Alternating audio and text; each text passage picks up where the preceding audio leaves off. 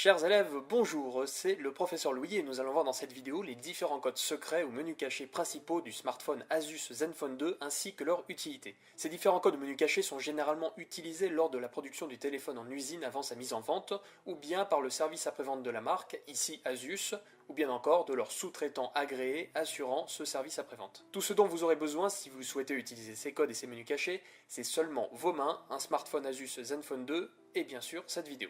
Toutefois, l'un des codes ou menus cachés que nous verrons au cours de cette vidéo permet de tester les différents composants du téléphone et peut nécessiter l'utilisation d'un kit main libre disposant de boutons de volume ou d'un adaptateur micro USB OTG. C'est un adaptateur qui permet de brancher un périphérique USB sur le téléphone, comme une clé USB, une souris, un clavier, etc., etc. Ce sont des exceptions, les autres codes ne demandent rien du tout, donc si vous n'avez pas ce matériel, ce n'est pas grave du tout, vous ne pourrez juste pas tester ces deux fonctions. Code numéro 1, le numéro IMEI. C'est l'un des codes qui fonctionne en général sur la quasi-totalité des téléphones portables et permet d'afficher le ou les numéros IMEI du téléphone, autrement dit son numéro d'identifiant unique.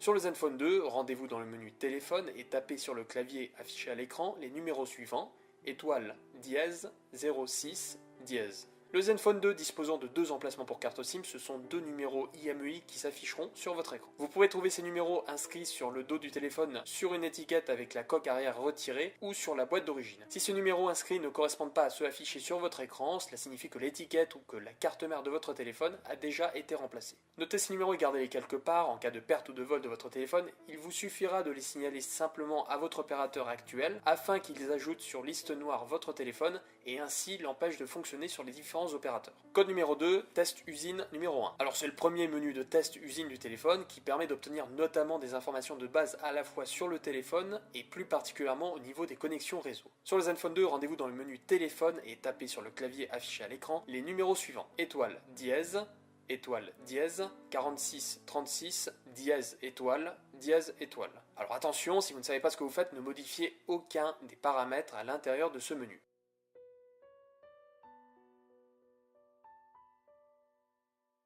En revanche, vous pouvez voir quelques informations en allant dans la partie informations sur la batterie, comme par exemple sa technologie, sa température ou sa tension. Si vous avez l'œil, vous aurez noté la petite erreur de traduction à la ligne voltage de la batterie, puisque que ce soit en électronique ou en électricité, on parle plus de tension et non de voltage. Le reste du menu est composé d'outils pour afficher les statistiques d'utilisation du téléphone ou bien encore les paramétrages Wi-Fi. Code numéro 3, menu de test SMMI. Que veut dire SMMI? Alors j'ai cherché un peu partout et je n'ai malheureusement rien trouvé, mais je pense que ça doit être un truc du genre Smartphone Multimedia Interface Test. Ça n'a pas vraiment de sens, mais ça doit être un truc de ce genre-là. Ce menu permet de tester l'intégralité des composants du téléphone. Pour y accéder, rendez-vous dans la liste des applications du téléphone, lancez l'application calculatrice et appuyez dans l'ordre sur les boutons suivants. Point 1, 2, 3, 4, 5, plus, et enfin terminé par le bouton égal. Vous arriverez sur ce menu indiquant l'usage processeur, mémoire et le niveau de batterie, et trois différents boutons dont deux vous nous intéressez en particulier, le bouton Test All qui sert à tester tous les composants du téléphone, et le bouton Single Test pour choisir les composants du téléphone à tester manuellement. Pour la vidéo, nous allons lancer un test manuel des composants, donc on appuie sur Single Test, on arrive sur une liste de tests avec en premier le test du Bluetooth, c'est un test automatique qui dure quelques instants. Second test, le test du Wi-Fi. Troisième test, celui de la batterie. Lorsqu'il n'y a aucune opération effectuée, le test est automatique. Test de la boussole du téléphone, notamment utilisé dans les applications de navigation GPS. Test du gyroscope. Test du processeur réseau, du baseband ou du modem si vous préférez. Test de l'écran tactile, c'est à vous de vérifier son bon fonctionnement à l'aide de vos doigts et de dire à la fin si ou non le test a réussi.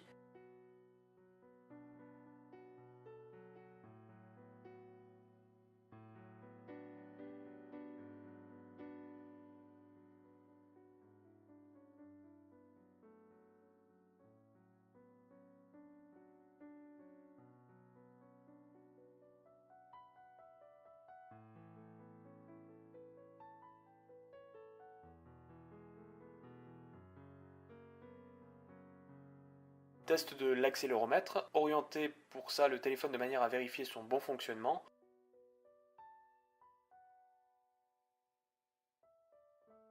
Test du flash de l'appareil photo arrière, vérifiez son bon fonctionnement en retournant le téléphone et en regardant si la LED flash est allumée.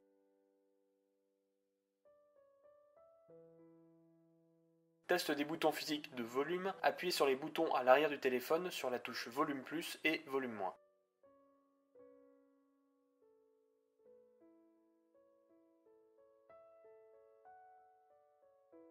Test de l'appui multiple de l'écran, pour valider le test, vous devez appuyer avec plusieurs de vos doigts sur l'écran tactile.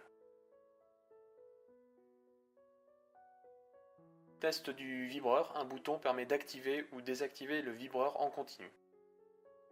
Test du haut-parleur d'écoute, une fois le bouton Start appuyé, un son est joué dans l'écouteur utilisé lorsque vous passez des appels.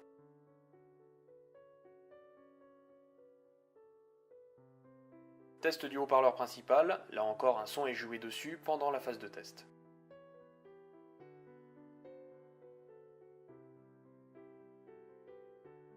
Test du microphone secondaire, un court morceau est enregistré puis lu.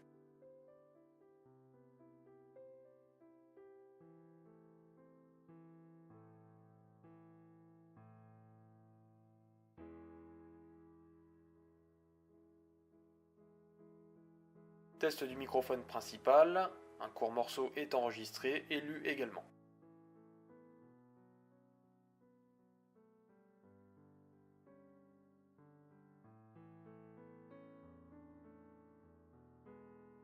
Test de l'appareil photo principal, vérifiez que vous pouvez bien prendre une photo.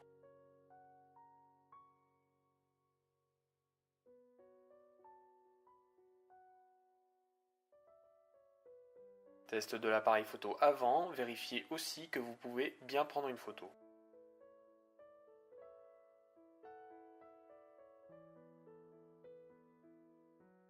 Test de l'écran, touchez plusieurs fois ce dernier pour vérifier son bon fonctionnement, les couleurs et repérer d'éventuels pixels morts.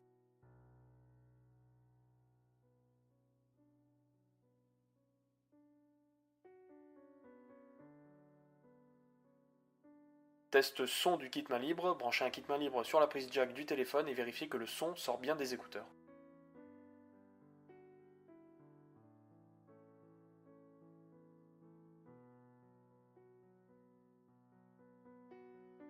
Test du micro du kit main libre, branchez un kit main libre sur la prise jack du téléphone et vérifiez que le son qui est enregistré avec le microphone du kit sort bien des écouteurs.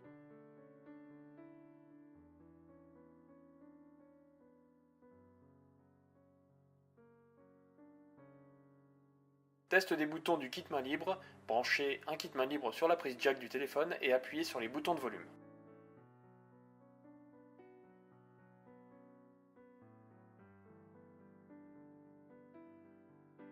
Test du capteur de proximité, rapprochez votre main de la partie supérieure de l'écran pour vérifier son bon fonctionnement.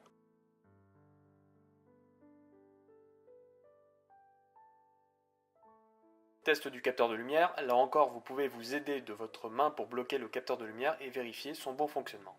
Les derniers tests quant à eux requièrent l'utilisation d'un adaptateur USB OTG, de 2 cartes SIM insérées dans le téléphone, d'une carte microSD ou d'un tag NFC pour vérifier le fonctionnement correct de ses composants.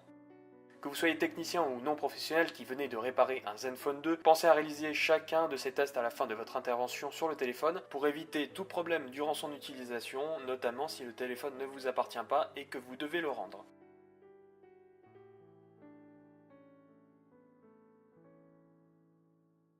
C'était donc la vidéo sur les codes secrets du Asus Zenfone 2, j'espère qu'elle vous a plu, si c'est le cas laissez-moi un pouce bleu, abonnez-vous à ma chaîne ou partagez tout simplement la vidéo, quant à moi je vous dis à très vite.